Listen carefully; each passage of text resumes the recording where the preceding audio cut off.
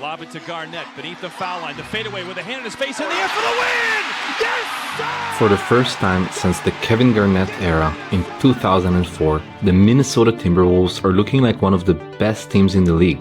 But can they keep up? It may still be early, but Minnesota Timberwolves fans finally have something to cheer about.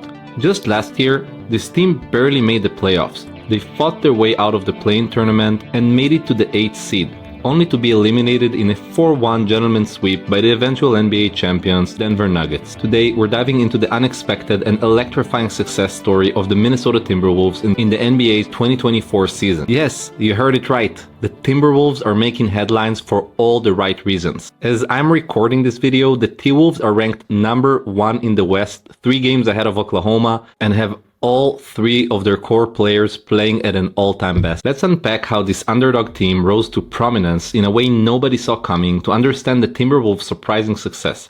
Let's rewind a bit and look at the team's recent history. Known for their struggles and being in the shadow of more established teams, the Timberwolves were not the first team that came to mind when discussing NBA powerhouses. However, 2024 marked a turning point for the franchise. The driving force behind the Timberwolves' success story was the exceptional performance of key players, Karl Anthony Towns, Rudy Gobert, and of course Anthony Edwards, who stepped up in a big way.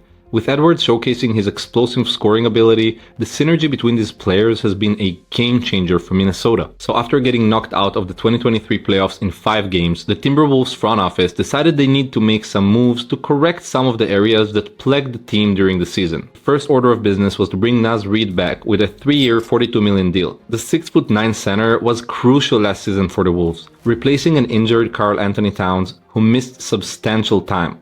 With the newfound playing time, Reid was able to secure himself as a legit backup center with the ability to replace starters in essential minutes. They then opted to reinforce their bench unit to improve particularly the second point guard position, which was being occupied by 6' Jordan McLaughlin. Though McLaughlin has a lot of qualities and showed glimpses of solid playmaking and basketball IQ, Chris Finch's second unit needed someone to score alongside Naz Reid. With that in mind, the team brought in Shake Milton from the Philadelphia 76ers to the squad. As their final offseason move to bolster the roster, the Timberwolves added ex-Los Angeles Lakers Troy Brown Jr., an efficient 3-point shooter who keeps on improving on the defensive end. Brown became a valuable 3-and-D player off the bench, all while playing on a considerably cheap contract. Just recently, Brown was essential to the Wolves' November 28 win over Oklahoma City Thunder, scoring 17 points and the dagger to seal the game. Tim Conley and his staff had a relatively quiet offseason. The front office kept Minnesota Timberwolves core intact after the team struggled to stay healthy last year. Prioritizing continuity felt necessary for a team still looking to build an identity. Timberwolves made low-risk, high-reward moves this summer. So it seems like moving off from Jalen Noel and Taurean Prince and bringing instead of them Troy Brown Jr. and Shake Milton was not bad moves after all. So here we are, 20 games into the season. We have seen some flaws within the bench. The issues are relatively minor, of course, considering the team's 16-4 start, but it is still worth looking at the areas where the T-Wolves need to improve. Before we go any further, let's have a look at Chris Finch's most utilized 4 guys off the bench through the first 13 games of the season. So obviously we got Naz Reid averaging 12 points and 4 rebounds. We got Kyle Anderson, slowest guy in the league. Nevertheless, I think he's a huge contributor to their success, with 7.5 points, 3.5 rebounds. We got Nickeil Alexander-Walker with 5 points. Everybody liked to make fun of Kyle Anderson being the slowest guy in the league, but the dude is averaging 7.5 points, 3.8 rebounds and 4.1 assists, and I think he can continue being a solid role player for them. Then we got Nickeil Alexander-Walker and Shake Milton, each averaging 5 points, but there's generally a feeling like everybody knows their role and everybody play into it perfectly. Through 20 games, the Timberwolves currently lead the entire NBA with the best record, sitting at 16-4. Given their league-leading defense and abundance of young talent, the expectations surrounding Minnesota are high. It remains to be seen whether they can keep it up for several more months, and it is also worth asking, are they true title contenders or pretenders? In my opinion, their ceiling is pretty high. I can totally see them going into the Western Conference Finals. Hard for me to see this team making it all the way to the finals. I need to see a little bit more playoff success before I say that they're ready for it. But hey, who knows? Let me know in the comments below, are the T-Wolves contenders or pretenders?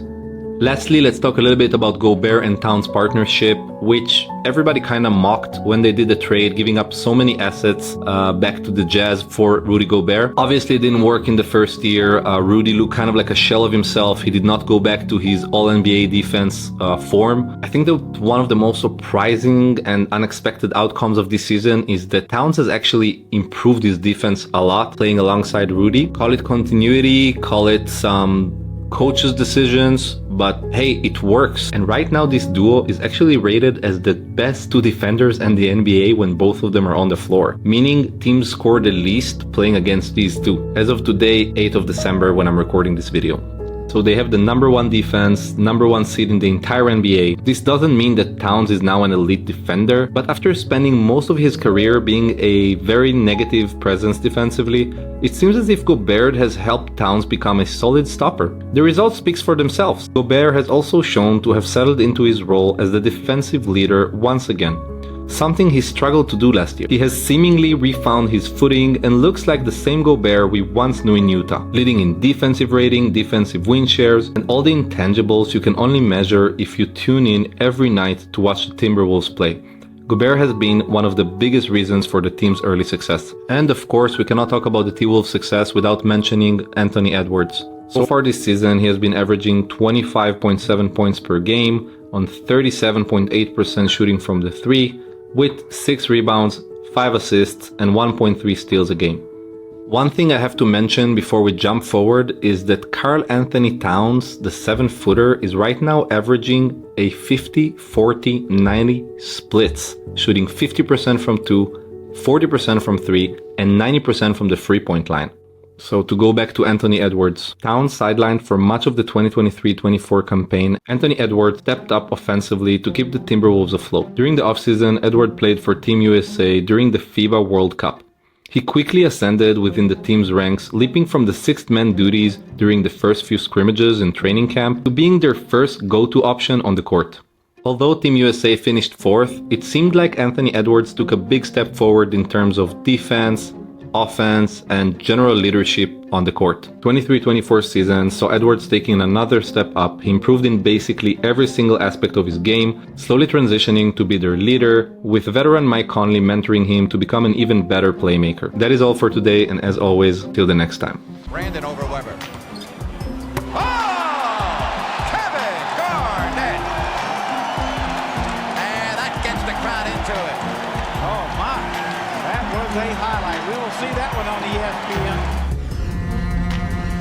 All of the starters now in double figures for Minnesota. 6 players in double figures. Garnett